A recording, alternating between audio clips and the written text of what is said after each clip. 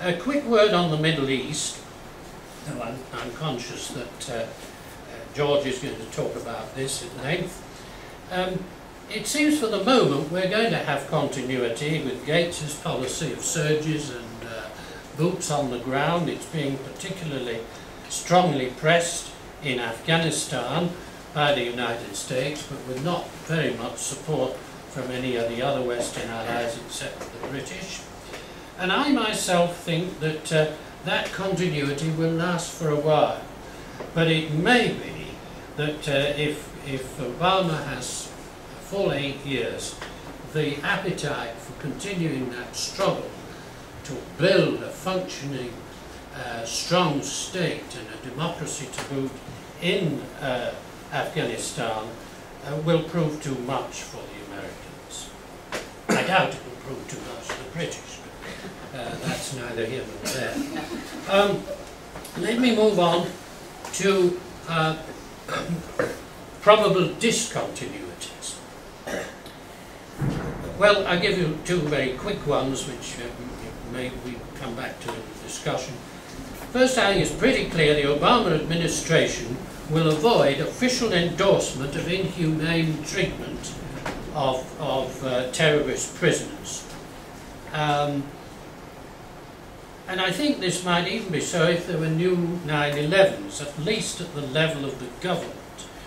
On the other hand, Guantanamo, there's a bit of a question mark about that still. Is it going to close? And when it closes, what will happen to its inmates? There's some ambiguity there, and it may be that though there'll be a clear break from the Bush administration in this area, it might not be 100% break. A second point to make relates to Britain. I have a feeling that the new president will not be wishing to bow his knee to London in the way that Bush did, particularly in the early years of his presidency. You'll remember, of course, Tony Blair's confidence in his role as an international pivotal figure, reincarnation of Gladstone and so on. Remember his speech at Chicago, which, whatever its merits, certainly didn't include modesty. And remember how the British played such a strong role in coming forward with intelligence about Iraq, which Secretary Powell endorsed, but there's no doubt he's lived to regret endorsing it. And remember how the British insisted to the United States that there must be a second resolution at the United Nations before Iraq could be invaded. And Sir Jeremy Greenstock, our rather hapless ambassador there at the United Nations, assured anyone who would listen in the US that he was going to assemble a majority for this second resolution. Well, you know the result: humiliation for Britain. And I think there will be reluctance on the part of the new administration to find themselves so very much compromised by extreme activity, diplomatic activity, on the part of the United Kingdom. Now, Donald Rumsfeld didn't fall for the British line. I have to say, I think he was absolutely right to say to Blair at a certain point in the proceedings, I don't say these were his exact words, but this was the meaning stated publicly: we're going to do this anyway, we realise you have difficulties, don't worry about it, don't do it if you don't want to, we can do it without you. That was really Rumsfeld's public message. And I suspect we'll get far more of that from the Obama administration in the coming years, that they will have, in effect, ceased to believe that Britain is so central to the international system, whether it be to do with terrorism or other international issues. Now, two more points in the area of probable discontinuities. Again, I think a key figure to look back at might be Rumsfeld. At the moment, his star is in decline. Gates's line of sending troops in much larger number than Rumsfeld favoured seems to have worked in Iraq, and maybe working to a degree in Afghanistan. But my guess is that that won't last through 2 terms, as I indicated earlier.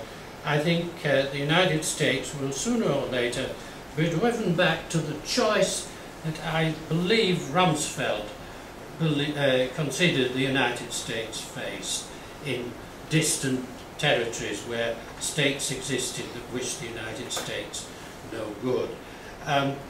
Isolation, let them get on with it, pull back into the heartland of the West, or alternatively use air power.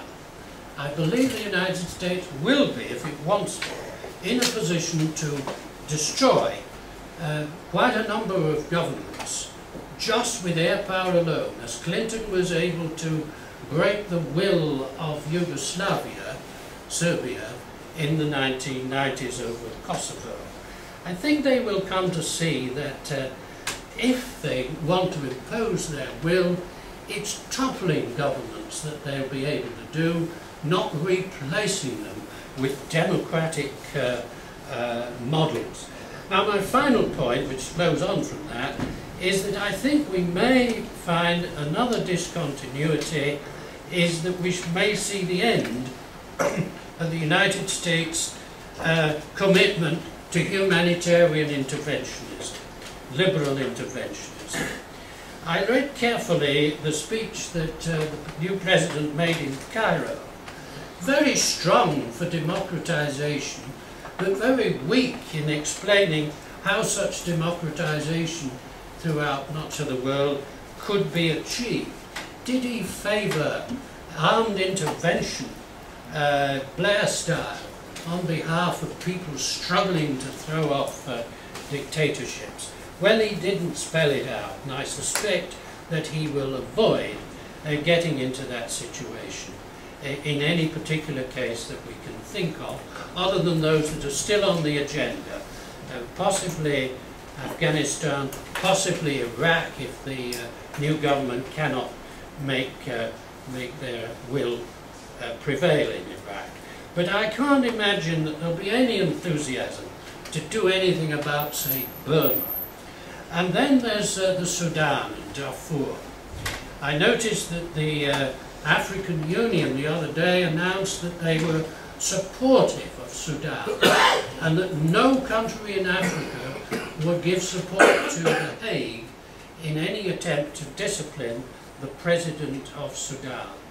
Not a peep that I have heard out of Washington to the effect that this is a betrayal of humanity and so on. I suspect that the new administration will be returning to a Westphalian point of view, to the view that it's not the duty of the United States, or perhaps it's beyond the power of the United States, to build democratic regimes all over the world. This new modesty, if I'm right about it, will be very welcome to me, but I think there'll be many in this room who will regret it, and will hanker for the days of Tony Blair turning up in Pristina to salute the KMA. There we are, thank you.